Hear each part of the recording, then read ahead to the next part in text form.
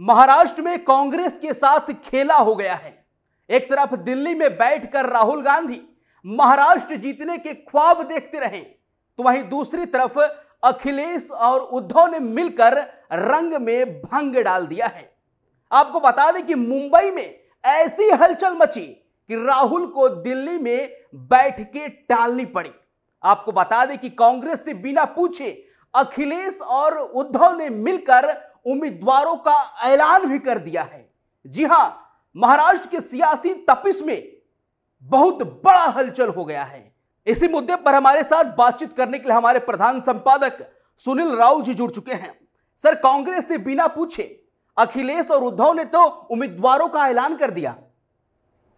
खेला हो गया है नीतीश। देखिए, महाराष्ट्र कांग्रेस पार्टी के लिए कुछ भी ठीक नहीं है। झारखंड, महाराष्ट्र दोनों जगह कांग्रेस पार्टी अति आत्मविश्वास में थी लोकसभा चुनाव के बाद, और उसको लग रहा था कि आने वाले सारे चुनाव वो जीत जाएगी।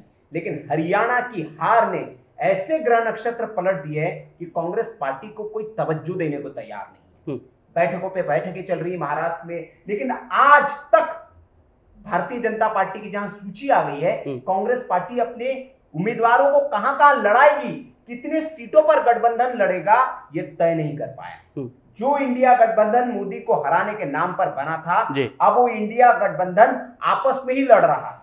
झारखंड में आरजेडी धमकी दे रही है, यहाँ पर अखिलेश यादव अलग ही खेल कर रहे हैं, और उद्धव ठाकरे तो 4 कदम आगे निकल गए। उद्धव ठाकरे पहले कह रहे थे मुख्यमंत्री का ऐलान कर दो, मुख्यमंत्री का ऐलान कर दो, मुख्यमंत्री का ऐलान कर दो। कांग्रेस ने सुनी नहीं, शरद पवार ने सुनी नहीं, बैठकें चलती रही। संजय राउत ने एक दिन प्रेस कॉन्फ्रेंस की सुबह और धमका दिया, कहा कि सीधा राहुल गांधी से बात होगी, यहाँ के नेता किसी काम के नहीं है, कोई फैसला नहीं ले सकते।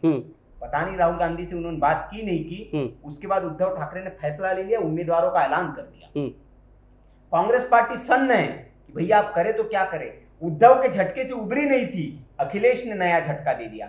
अखिलेश ने अपने 5 उम्मीदवारों का महाराष्ट्र में ऐलान कर दिया। कह रहे 12 सीट चाहिए, 30 सीटों पर हमारी स्थिति मजबूत है, लेकिन कम से कम 12 सीटों पर लड़ेंगे। मतलब हरियाणा का बदला अखिलेश महाराष्ट्र में ले रहे हैं। एकदम।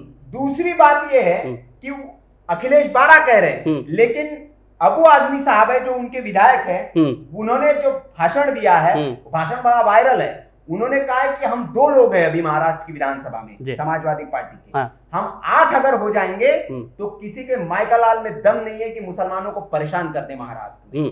तो उन्होंने ये संकेत दिया है कि 8 सीटों पर तो हम चुनाव लड़ेंगे ही लड़ेंगे। मतलब 8 समाजवादी पार्टी मांग रही है। अभी जो नूरा कुश्ती चल रही है सीटों को लेकर, वो 3 दलों में चल रही है, कांग्रेस, एनसीपी और यूबीटी जो उद्धव ठाकरे की शिवसेना है। इन तीनों में सेना, उद्धव कहते हैं उसको, शिवसेना को जो ठाकरे सेना, इन तीनों में उहापोह मचा है। बैठकों पे बैठकें हो रही है कि कौन कितनी सीटों पर लड़ेगा। खबर अंदर के 288 में से लगभग 220 सीटों पर सहमति बन गई है। लेकिन कुछ सीटें ऐसी फंस रही है पेज, जिस पर कहा जा रहा है कि वो कांग्रेस भी चाह रही है, और वही सीट जो है वो कांग्रेस, शिवसेना भी चाह रही है। उन्हीं सीटों पर एनसीपी भी लड़ना चाह रही है। तो वो सीटें जो है कुछ विवाद की वजह बन रही है, और कहा यह जा रहा है कि अगर इन सीटों पर सहमति नहीं बनी, किसी एक दल ने पीछे झुकाव नहीं लिया, तो गठबंधन टूट भी सकता है। और उद्धव ठाकरे ने एक पासा फेंक कर ये इशारा भी दे दिया है कि हम तो जी अकेले चुनाव लड़ लेंगे। उद्धव ठाकरे की ओर से एक सीट पर उम्मीदवार का ऐलान कर दिया गया, और वो सीट वो है जिस पर कांग्रेस पार्टी अपना दावा करती थी। पिछले विधायक की अगर हम बात करें तो वहां से कांग्रेस पार्टी जीती थी। वो वही सीट है जिसे हम जीशान सिद्दीकी की सीट कहते हैं, जो बाबा सिद्दीकी के पुत्र है जीशान सिद्दीकी, वो उस सीट से जीते थे। लेकिन उन्होंने पाला बदल लिया और वो अजीत गुट में चले गए, तो वो कांग्रेस के पाले में थी। अब उस सीट पर उद्धव ठाकरे ने अपने उद्धव ठाकरे के बेटे हैं, जो उनके दोस्त है हासन खास, और सेना का जो नेतृत्व करते हैं, उस व्यक्ति को उस टिकट का उम्मीदवार घोषित कर दिया है उद्धव ठाकरे की ओर से। और ठाकरे सेना की दलील है कि शिवसेना यूबीटी जो उसके कोटे की एक सीट है, चांदीवली सीट, उसको भैया हमने कांग्रेस के लिए छोड़ दिया है। तो इसलिए ये जो बांद्रा पूर्व सीट है, जहां से उद्धव ठाकरे ने अपने उम्मीदवार का ऐलान किया है, वो कह रहे हैं कि बांद्रा पूर्व सीट जो है, वहां से वरुण सरदेसाई, जो उद्धव ठाकरे के जो बेटे हैं, उनके मित्र हैं वरुण सरदेसाई, और सेना जो है शिवसेना की जो युवा वाहिनी है उसको वो देखते हैं, उनको टिकट का वहां पर ऐलान कर दिया गया कि ये यहां से चुनाव लड़ेंगे, एक तरह से उम्मीदवार घोषित कर दिया। और इस ऐलान के बाद कई कांग्रेस के जो नेता है वो नाराज हो गए, आला कमान तक बात पहुंच चुकी है, क्योंकि बांद्रा पूर्व से कई कांग्रेस के नेता है जो दावेदार थे और जो चुनाव लड़ना चाहते थे। तो ये एक उद्धव ठाकरे ने गोटी फेंक दी है कि ठीक है आप जितना लेट करेंगे, अभी एक उम्मीदवार का ऐलान किया है, हो सकता है कि कल उद्धव ठाकरे नाराज होकर अगर बात न बने तो 20-25 सीटों पर और उम्मीदवारों का ऐलान कर दे। तो मुंबई बांद्रा की सीट पर इन्होंने कर दिया। अब आते हैं अखिलेश यादव पर। हाँ। अखिलेश यादव ने भी बड़ा खेल कर दिया है। अखिलेश यादव ने अपने 2 दिन की वो यात्रा पर थे मुंबई धुले में और मालेगांव में, और वहां उन्होंने कई यात्राएं वहां पर की, और उन चुनावी रैलियों में उन्होंने भाषण भी दिया और कांग्रेस पार्टी को एक संदेश देने की कोशिश की कि बैठकों में आप तो हमें बुला नहीं रहे। जो महायुति की वहां बैठक चल रही है महाविकास अघाड़ी की, उसमें अखिलेश यादव को बुलाया नहीं जा रहा। नहीं तो एमवीए के पार्ट नहीं है ना अखिलेश यादव? नहीं, इंडिया गठबंधन चुनाव लड़ेगा ना। हाँ। नीतीश, हाँ। एमवीए वहां पर महाविकास अघाड़ी उन्होंने बनाया है, लेकिन वो कह रहे हैं, संजय राउत तो कह रहे हैं ना कि अखिलेश भी हमारे साथ है, अखिलेश को देना पड़ेगा जी। कह रहे हैं कि नहीं कह रहे हैं? वो कह रहे हैं ना। तो आपको पार्ट बनाना पड़ेगा, या तो आप तय कर लीजिए कि आप इंडिया गठबंधन नहीं है। अगर आप कहते हैं कि इंडिया गठबंधन लड़ेगा तो इंडिया गठबंधन की जितने पार्टनर है सबको आपको साथ लेके चलना पड़ेगा। हाँ। या एक नया आप कहेंगे कि राज्यवार हमारा गठबंधन अलग होगा जी, और देश स्तर पर हमारा गठबंधन अलग होगा। नहीं, आप कहते हैं कि अगर राज्य में जीत जाते हैं तो कहते हैं इंडिया गठबंधन जीता है, जैसे जम्मू कश्मीर में, और हार जाएंगे तो कहेंगे कि नहीं जी वो तो कांग्रेस हारी है। तो आपको ये तय करना पड़ेगा नीतीश। यहाँ पर भी कांग्रेस पार्टी जो है वो फेल होती दिख रही है, और उसको अपनी रणनीति साफ करनी चाहिए। तो अभी मैं जो बात कर रहा था कि अखिलेश यादव ने जो है उन्होंने भी दांव फेंक दिया है। और मैं आपको बताऊं कि अखिलेश यादव ने किन किन सीटों पर अपने उम्मीदवारों का ऐलान कर दिया। महाराष्ट्र की अगर मैं बात करूं, ये महाराष्ट्र है, महाराष्ट्र में 288 सीटें कुल सीटें हैं, और इन सीटों में सारी की सारी लड़ाई जो है, यहाँ पर एमवीए है, महाविकास अघाड़ी, और यहाँ पर बनाम दूसरा है आपका महायुति, जिसको हम कहते हैं महायुति, इसको मराठी में ये महायुति, हिंदी में, ठीक है। तो ये महायुति जो है, महायुति और एमवीए, इन दोनों के बीच में लड़ाई है।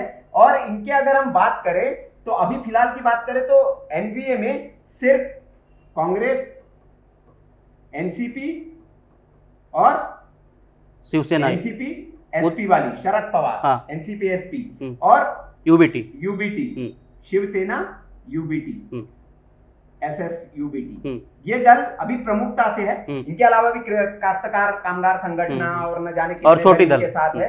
इधर अगर हम बात करें तो बीजेपी मेन, फिर एनसीपी मेन जो अजित पवार वाली है, लेकिन इसको मेन एनसीपी मानते हैं, और एसएस मेन शिवसेना जो है ये शिंदे गुट वाली। तो ये 3 दल है, लेकिन इनके साथ और भी कई गुट है, जैसे रामदास अठावले वगैरह, और इन्होंने अपना एक तरह से फार्मूला तय कर लिया है। भारतीय जनता पार्टी ने तो अपने हिस्सों की सूची भी जारी कर दी है। ये इनके बीच में आपस में उहापोह मचा हुआ है। लेकिन अब जो है उद्धव ठाकरे की ओर से जिस तरह से उम्मीदवार का ऐलान कर दिया गया है, अब इसमें इंडिया गठबंधन के जो नए पार्टनर हैं, समाजवादी पार्टी, ये भी अपने आप को पार्टनर मान के चल रही है और कह रहे हैं कि आप इंक्लूड नहीं करेंगे तो हम तो भाई अकेले चुनाव लड़ेंगे। इसलिए उन्होंने एक रणनीति के तहत अपने उम्मीदवारों का ऐलान कर दिया है, और 5 सीटें हैं उस पर समाजवादी पार्टी ने उम्मीदवार उतार दिए। कौन कौन सी सीटें है? सबसे पहले जहां उन्होंने रैली की, मालेगांव, ये महाराष्ट्र की सीट है मालेगांव। यहां से जो उम्मीदवार है वो 5 उम्मीदवार जो उतारे हैं, उन्होंने जिनके नाम मैं आपको बता दूं कि मालेगांव, सबसे पहले तो धुले शहर की मैं अगर बात करूं, इसको थोड़ा सा हम जगह क्लियर कर लेते हैं ताकि ये आपके लिए, धुले शहर जो है उसमें धुले शहर की जो सीट है, यहां से सबसे पहले इरशाद को टिकट दिया गया है। इरशाद जहांगीरदार समाजवादी से, हाँ, ये जहांगीरदार, ये समाजवादी पार्टी के पहले उम्मीदवार हो गए। दूसरे उम्मीदवार जो भिवंडी पूर्व है, और ये सारी की सारी सीटें जो है नीतीश, ये मुस्लिम बहुल सीटें हैं और इसीलिए मुस्लिम उम्मीदवारों को जो उत्तर प्रदेश में दाव खेला था अखिलेश यादव ने जातिगत और सामुदायिक समीकरण वाला, वो यहाँ पर खेला इन्होंने। रईस शेख जो है इनको यहाँ से टिकट दिया गया है, ये पूर्व विधायक भी रहे हैं रईस शेख, इनको यहाँ पर माफ करिएगा, ये भिवंडी पूर्व से मौजूदा विधायक है। हाँ, ये इनको टिकट दिया है। तीसरे जो भिवंडी की पश्चिम सीट है, भिवंडी में ही एक भिवंडी पश्चिम है, यहां से रियाज आजमी को टिकट दिया गया है। ये यहां से रियाज आजमी लड़ेंगे, ये भिवंडी पश्चिम हो गई आपकी। इसके अलावा चौथी जो सीट है जहां से अखिलेश यादव ने अपने उम्मीदवार का ऐलान किया है, वो शिवाजी नगर मनखुर्द, जहां से शिवाजी नगर मनखुर्द की सीट कहते हैं, यहां से अबू आजमी जो मौजूदा विधायक है ये खुद टिकट लड़ेंगे। समाजवादी पार्टी के ये प्रदेश अध्यक्ष भी हैं, महाराष्ट्र के प्रदेश अध्यक्ष हैं। और इसके अलावा आपके एक और है मालेगांव सेंट्रल, जिसका मैं जिक्र कर रहा था। मालेगांव की जो सेंट्रल सीट है, मालेगांव केंद्रीय जिसको कहते हैं, यहां से जो शान हिंद है उनको उम्मीदवार बनाया गया है। तो ये 5 सीटों पर अखिलेश यादव ने अपनी दावेदारी पेश कर दी है और एक संदेश दे दिया है कि आप भैया अगर हमको लेंगे तो ये 5 सीटें हम मिलकर लड़ेंगे, गठबंधन की होगी। आपने तो ऐलान नहीं किया, मैंने कर दिया। इसके अलावा 7 और सीटें जो है वो मांग रहे हैं अखिलेश कि जो 7 सीटें बाकी आप तय कर लीजिए कौन सी देनी है मुझे। ये 5 तो भैया हमने तय कर दी। उद्धव ने बांद्रा पूर्व पर उतार दिया है अपना कैंडिडेट और कांग्रेस पार्टी अभी कुछ नहीं कर पाई है। वो सिर्फ ये कह रही है, नाना पटोले साहब ने कहा जी मुख्यमंत्री मैं बनूंगा, वो ये बयान उन्होंने दे दिया है। अगर मान लीजिए समाजवादी पार्टी को एमवीए अपना हिस्सा नहीं बनाती है और जिस तरीके से जातीय समीकरण या सामुदायिक समीकरण को साधते हुए अखिलेश यादव गोटी सेट कर रहे हैं महाराष्ट्र में, तो इसका फायदा तो महायुति को मिलेगा।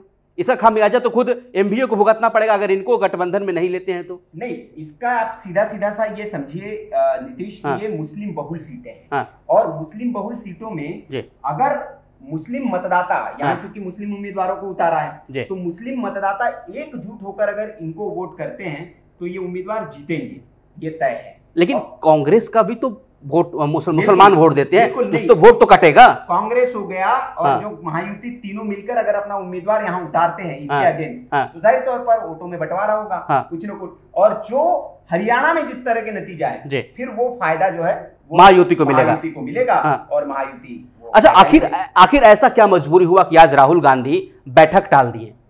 दिल्ली में क्या हुआ ऐसा? बिल्कुल, देखिए आज मैं बता दूं, दर्शकों को बता दूं कि आज चुनाव समिति जो है कांग्रेस समिति CWC बैठक थी और इसमें जो लिस्ट आ गई है, चूंकि कांग्रेस पर दबाव है इस वक्त, दबाव में कांग्रेस पार्टी की, भारतीय जनता पार्टी में दोनों राज्यों ने, जो उसकी मेन कंटेंडर है जिसके साथ आपकी केंद्र से लेकर राज्यों में लड़ाई है, उस मेन कंटेंडर पार्टी ने उम्मीदवारों का ऐलान कर दिया है और कांग्रेस पार्टी अभी तक बैठकों का दौर कर रही है। तो उस पर एक तरह से मानसिक दबाव है और उस मानसिक दबाव को रिलीज करने के लिए आज ये कोशिश थी कांग्रेस पार्टी की कि आज बैठक करके दोनों राज्यों से कुछ नहीं, क्योंकि नामांकन भी दोनों जगह शुरू हो गया है, तो नामांकन चूंकि शुरू हो गया है तो कुछ न कुछ उम्मीदवारों की एक सूची हम जारी करके एक एज लेने की कोशिश करेंगे, ठीक है जी हम भी मैदान में आपके बराबर है। इसीलिए आज कुछ उम्मीदवारों पर मुहर लगनी थी, लेकिन उद्धव ठाकरे ने जिस तरह से उम्मीदवारों का ऐलान कर दिया कल, और आज जिस तरह से अखिलेश ने उम्मीदवारों का ऐलान कर दिया, उसके बाद कांग्रेस को बैकफुट पर आना पड़ा कि अगर हम अपनी ओर से उम्मीदवारों की सूची जारी कर देते हैं, अभी तो समीकरण गड़बड़ा गया है, तो उस समीकरण को फिर साधा जाएगा। अब फिर वहां पर बैठकों का दौर शुरू है और जो तीनों दल है ये अब ये इस पर मंथन कर रहे हैं। अब इसमें एक सबसे बड़ा पेच जो फंस रहा है कि अखिलेश यादव अगर इन सीटों पर चुनाव लड़ते हैं तो जो एसपी है समाजवादी पार्टी और SSUBT, ये अपने कोटे में से सीटें नहीं देगी, कांग्रेस को अपने कोटे में से सीटें देनी पड़ेगी और सारी लड़ाई इसी पर है। ये जो सीटें हैं, इन सीटों में कांग्रेस पार्टी का अपना वर्चस्व रहा है, तो कांग्रेस पार्टी अपने लोग उतारते रहे हैं, तो अब कांग्रेस पार्टी को अपने कोटे से अखिलेश को सीटें देनी पड़ेगी। तो यहां पर भी एक उहापोह वाली स्थिति है। अब इस पर क्या आपसी ऐसा समझौता बनता है कि ठीक है भाई उम्मीदवार आपके रहेंगे, सिंबल आप हमारा ले लीजिए, तो कुछ इस तरह का अभी बहुत सारे विकल्प मौजूद है। किसकी स्थिति मजबूत लग रही है सर, एमवीए और महायुति की बात कर तो महाराष्ट्र में? अभी महाराष्ट्र में तो महायुति आगे चल रही है हर मामले में। हाँ। आप चूंकि बैठक में अपने उम्मीदवार अब तक तय नहीं कर पाए हैं, आप कैसे नैरेटिव की लड़ाई जीत लेंगे नीतीश? तो नैरेटिव की लड़ाई में तो अभी महायुति आगे दिख रही है और भारतीय जनता पार्टी ने खास तौर पर एज ले लिया। अभी अजीत पवार गुट की भी लिस्ट नहीं आई है, शिंदे गुट की भी लिस्ट नहीं आई, लेकिन भारतीय जनता पार्टी ने छक्का मारते हुए एक तरह से हम कह देंगे कि दोनों राज्यों में लगभग सारे उम्मीदवारों की सूची जारी कर दी। इसका मतलब भारतीय जनता पार्टी की तैयारी को आपको देखना होगा कि कितने दिनों से मैदान पर वो तैयारी करके बैठी थी, किसको हमें टिकट देना है, कौन जीता उम्मीदवार है, बाकी लोगों का क्या वहां पर रिएक्शन हो सकता है अगर हम किसी को टिकट देते हैं। तो जैसी टिकट की सूची आती है तो आपके विरोधी भी उठ खड़े होते हैं, पार्टी के अंदर के ही लोग बगावती सुर अपनाने लगते हैं। तो ऐसी स्थिति में कौन जो है वो आपके साथ हो सकता है, कैसे आपको उसका नुकसान हो सकता है, ये सारा स्टडी जो है, ये सारा जो अध्ययन है वो करके बैठी हुई है भारतीय जनता। बिल्कुल, तो कांग्रेस पार्टी के लिए आज की रात अंतिम है और आज की रात भारी है। मतलब यही रात अंतिम और यही रात भारी, क्योंकि एक तरफ बीजेपी फ्रंट फुट से लड़ाई लड़ रही है। बीजेपी ने उम्मीदवारों का ऐलान कर दिया और सारे तैयारियों के साथ चुनावी मैदान में है, तो वहीं इंडी अलायंस में आपसी खींचतान जारी है। इस विश्लेषण पर आपकी क्या राय है, कमेंट करके जरूर बताइएगा। और महाराष्ट्र में इस बार कौन बाजी मारेगा, आपको क्या लगता है? कमेंट बॉक्स खुला है, कमेंट जरूर करें। बाकी देश और दुनिया की तमाम छोटी खबरों, बड़ी खबरों के लिए आप बने रहे हमारे साथ। धन्यवाद। वीके न्यूज, राष्ट्र के नाम।